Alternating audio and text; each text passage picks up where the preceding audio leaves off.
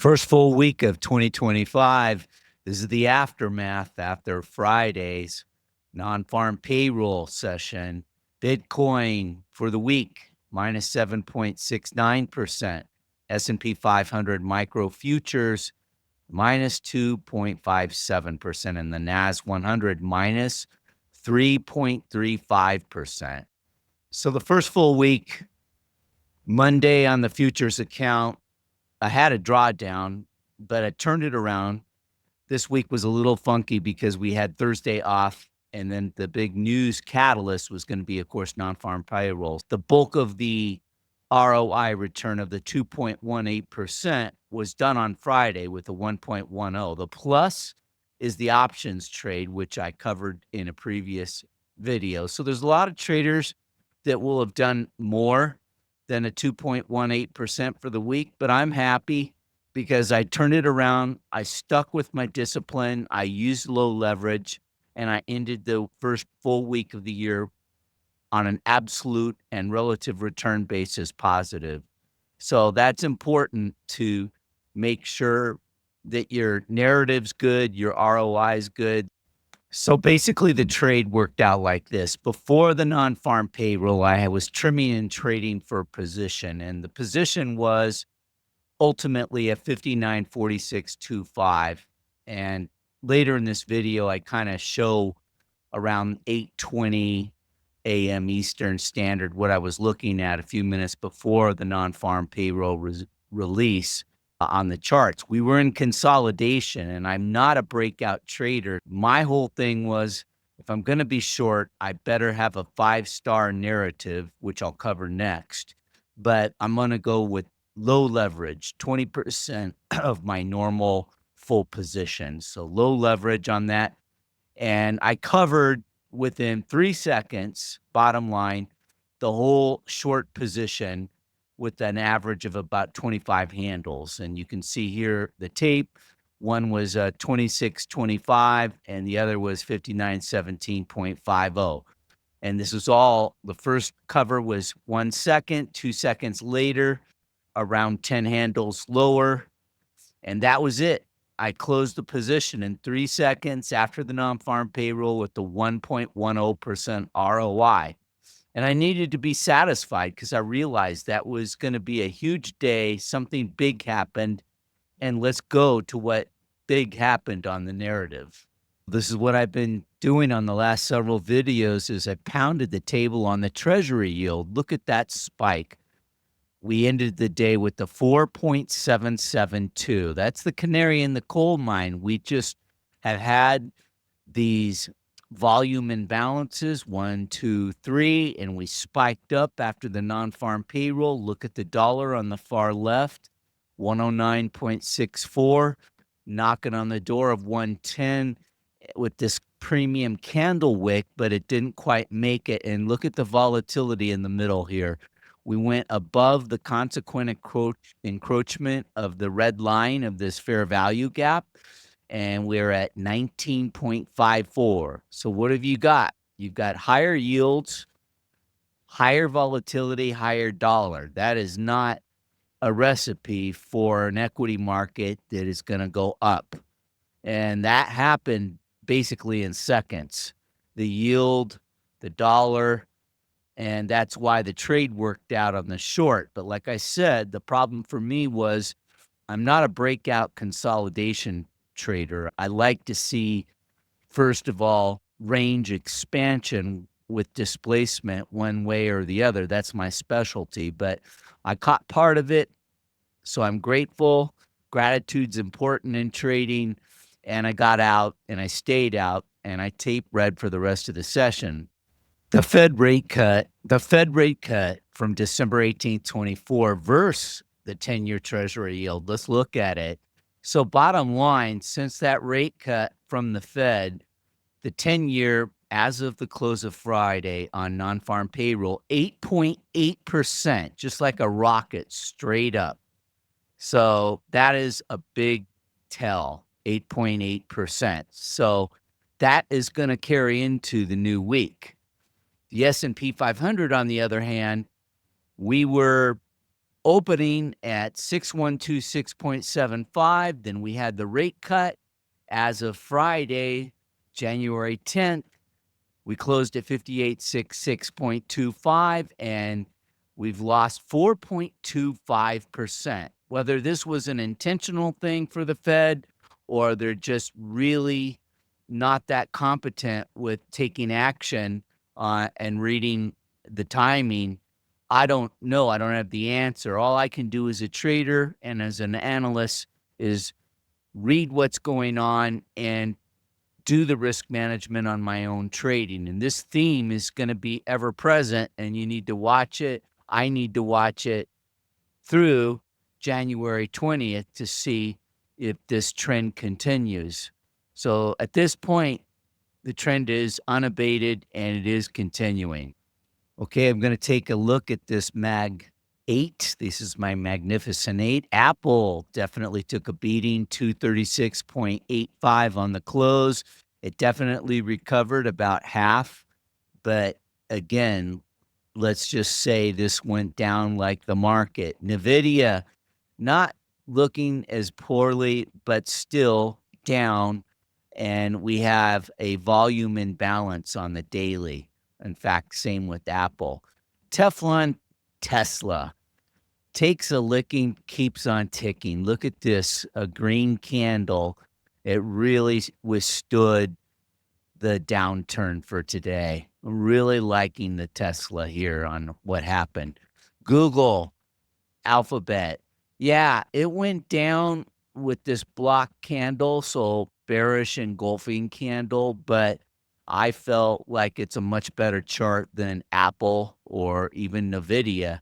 So we'll give that an okay neutral rating. But Tesla's the winner on the top row. Bottom row here is Amazon, and Amazon's got a volume imbalance, definitely from Thursday to Friday. It's down, so that traded with the market. Crude oil, this is another watch, 76.57 on the crude oil. Okay, so that's a big spike up. So that's following again with higher yields, higher dollar, higher oil, not real great for the stock market. Bitcoin, we got green.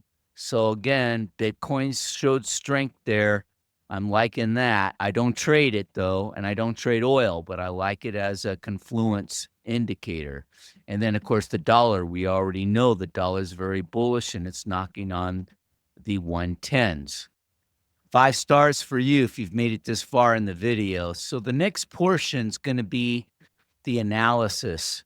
And I did it in real time. I posted the times. And I would say from a coaching standpoint, this is one of the best things you can do. Call it video coaching.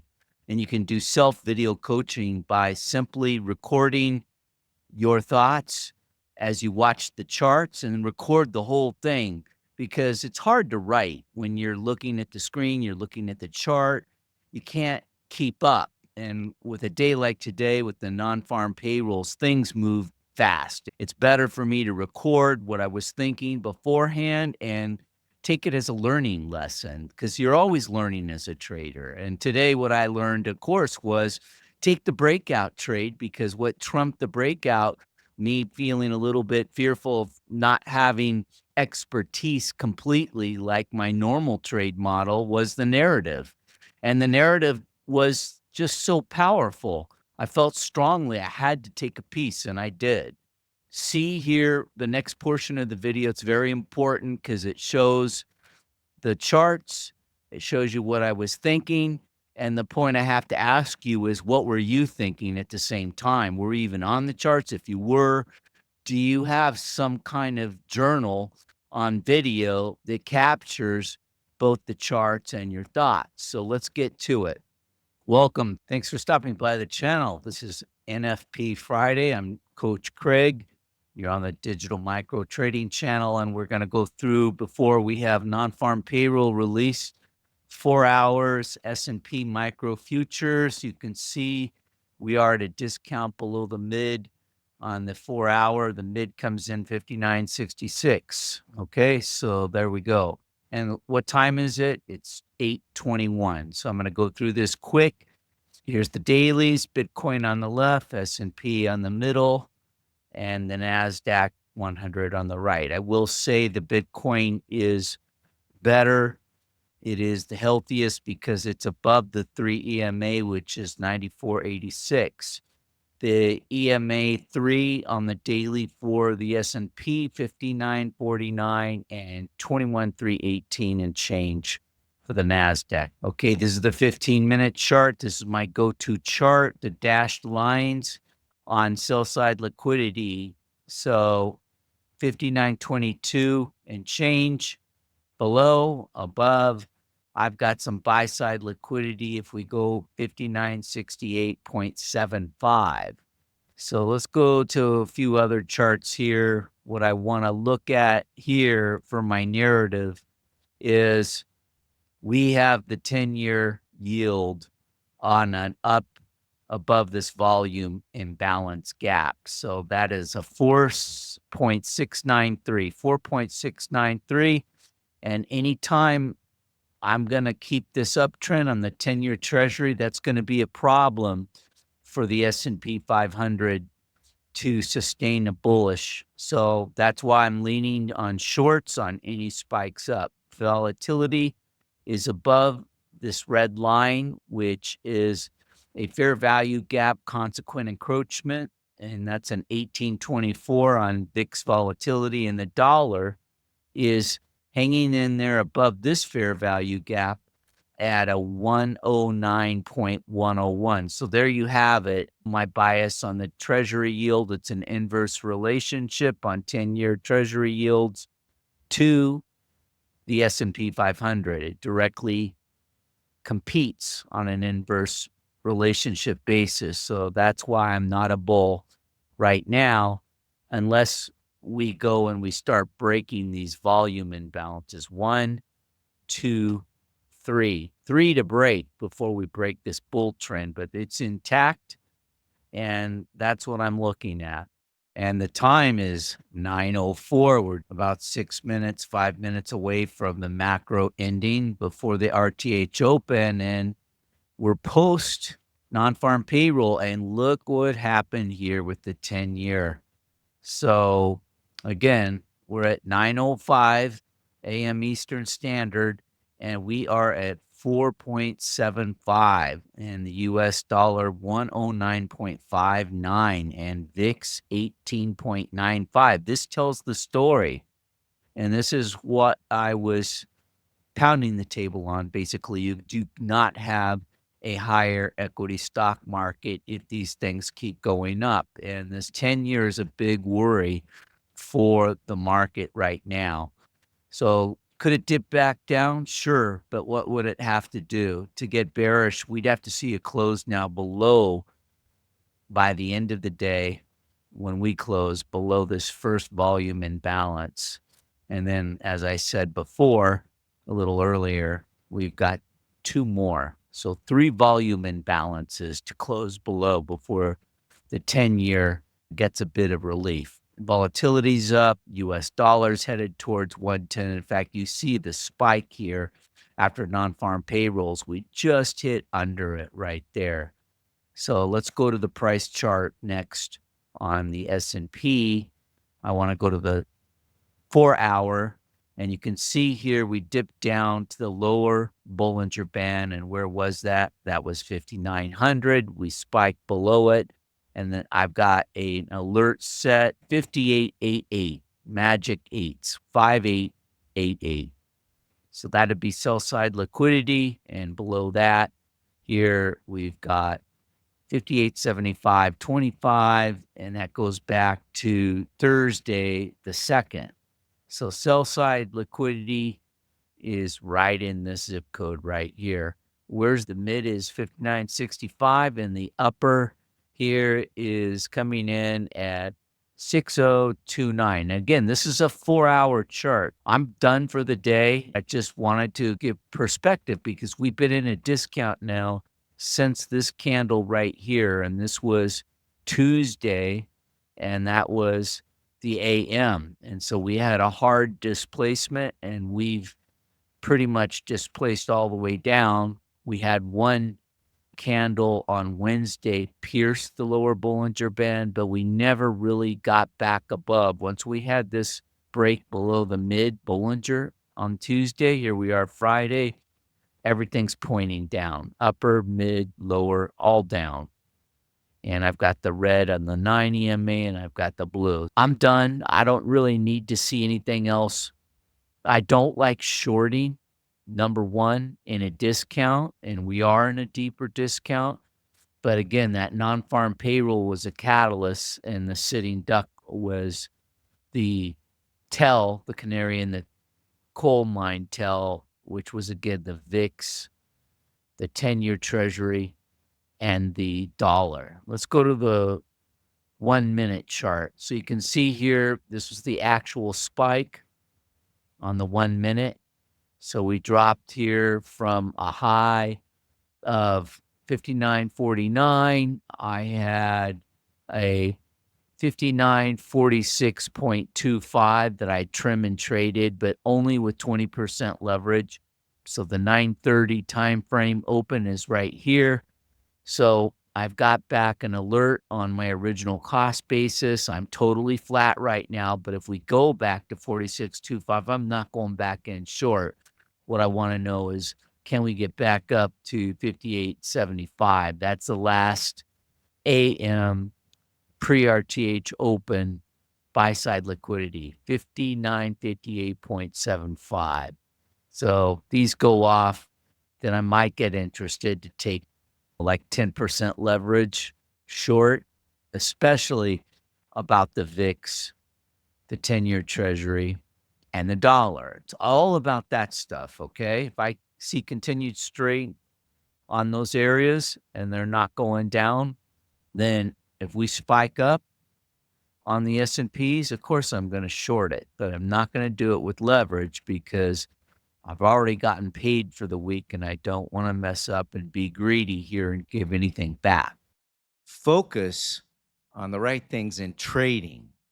So the first thing is, after you have your model, you have to have a trade model going into trading. And if you've not done that, you have to focus on getting that trade model by back testing, by sitting in front of the chart for hours and hours. And once you've done that, you're going to trade journal at least these 5 things here. Number 1 is the timing, time of week, time of month, time of day, time of session. Trade location is everything. I did a video on that. That mitigates a lot of risk. So you're journaling the timing of when you took a trade, you're journaling the location, and then the modest leverage. How much leverage are you using? In the prop industry, it's all about getting stuff now and people taking huge risk. But for longevity, and if you want to build a track record and to track maybe in potential investors that want to invest with you, in you, because of your performance on a risk-adjusted basis, it comes down to what's your leverage. And modest leverage is going to always be better than overextending yourself. Patience, did a video on that. You've got to have patience to let this thing play out, to take profit or your stop, whether it's a time stop or a price stop. And then last but not least, you're focusing on your trading, not on dollars, but on ROI percentage performance, because that's what the pros do.